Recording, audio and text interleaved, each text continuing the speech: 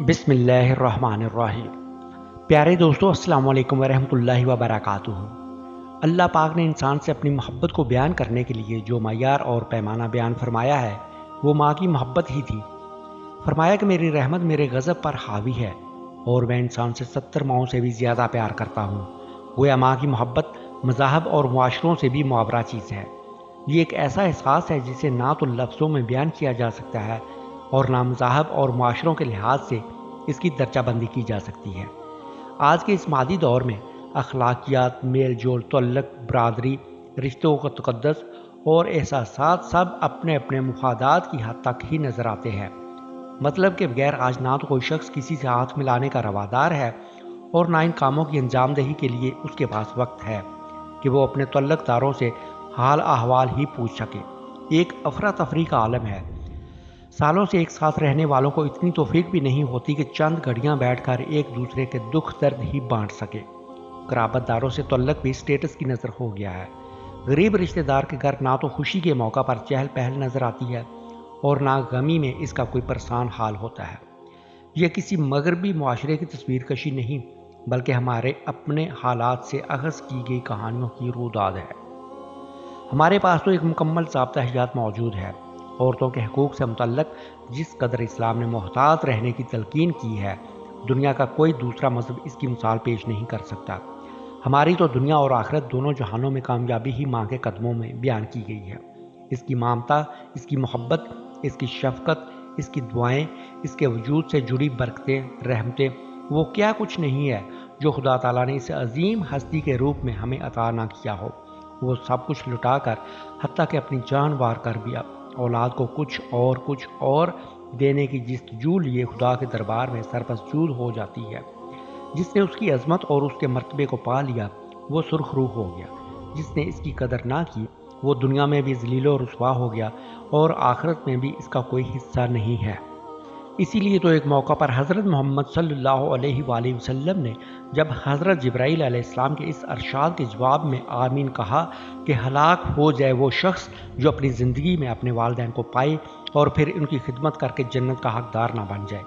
بیان کیا جاتا ہے کہ حضرت جبرائیل علیہ السلام نے حضور صلی اللہ علیہ وآلہ وسلم سے خود کہا تھا کہ میں کہوں گا اور آپ آمین کہیں گے۔ ذرا غور کیجئے کہ یہ کتنا نازک مسئلہ ہے۔ حضرت جبرائیل علیہ السلام کی بد دعا کیا کم تھی کہ حضرت محمد صلی اللہ علیہ وآلہ وسلم کی آمین نے تو کوئی گنجائش ہی نہ رہنے دی ایسے شخص کی ہلاکت کی جو اپنے ماں باپ کی خدمت کر کے جنت کا حقدار نہ بن جائے۔ ہم ایک ایسے مذہب کے پیروکار ہیں کہ جس نے ہمیں 24 گھنٹے کی زندگی اللہ کے احکامات اور رسول صلی اللہ علیہ وآلہ وسلم کی سنت کے مطابق گزارنے کی تلقین کی ہے۔ ہمارا کھانا پینا، سونا، بیٹھنا، اٹھنا اگر اللہ کے احکامات اور حضور اکرم صلی اللہ علیہ وآلہ وسلم کی طرز زندگی کے مطابق ہوگا تو وہ بھی ہماری عبادت میں شمار ہوگا۔ ہمارے مذہب میں ماں کی عظمت اور اس کی ذات سے جڑی بیش بہا برکتیں ہمیں سال کے 12 مہینے کے 30 31 دن، ایک دن کے 24 گھنٹے اور ایک منٹ میں 60 سیکنڈ حاصل ہو رہی ہے۔ ہم اس کی عظمت اور بزرگی کو بھولے تب تو ہمیں ان جیسے دنوں کا سہارا دے کر اس کی تجدید کرنے کی ضرورت پڑے نہیں، بلکہ ہماری جنت تو اس کے قدموں میں ہے۔ ہماری ساری کی ساری مسرتیں اس کی ایک مسکراہٹ میں چھپی ہوئی ہے۔ ہمارے مسائل کا حل اور کائنات کی ساری برکتیں اس کے ایک بار آسمان کی جانب دیکھنے میں پوشیدہ ہے۔ ہماری صبح کا آغاز اس کے ایک بار چہرے کی زیارت سے مقبول حج اور عمرہ کے ثواب سے ہوتا ہے۔ اولاد کی ہر غلطی اور کوتاہی کو درگزر کرنے والی یہ ہستی اپنی مرضی، خواہش، انا، اپنے چاہنے یا نہ چاہنے کا صرف اور صرف اولاد کی مرضی، خوشی اور خواہش کے تابع بنا دیتی ہے۔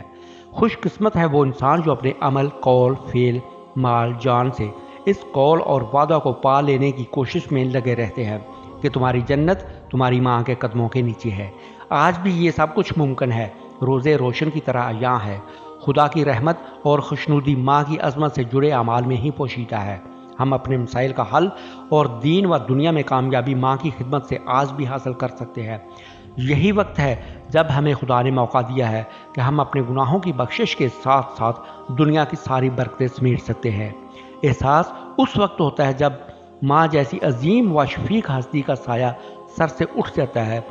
پھر یہی محسوس ہوتا ہے کہ بس تپتا صحرا ہے اور اس میں دور دور تک کوئی شجر سایہ دار نہیں ہے، کوئی آپ کے لیے خدا سے مانگنے والا نہیں، کوئی آپ کی بخشش کا ذریعہ نہیں، کوئی راتوں کو اٹھ اٹھ کر آپ کی سلامتی اور ترقی، صحت، جان مال کی دعائیں مانگنے والا نہیں۔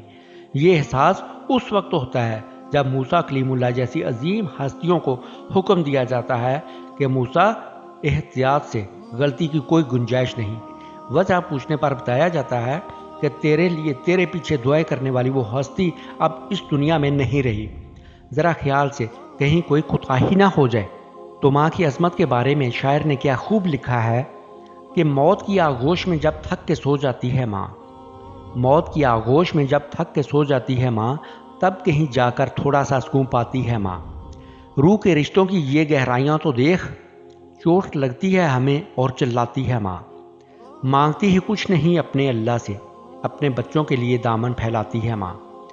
پیار کہتے ہیں کسے اور مامتا کیا چیز ہے، پیار کہتے ہیں کسے اور مامتا کیا چیز ہے، کوئی ان سے پوچھے گزر جاتی ہے جن کی ماں۔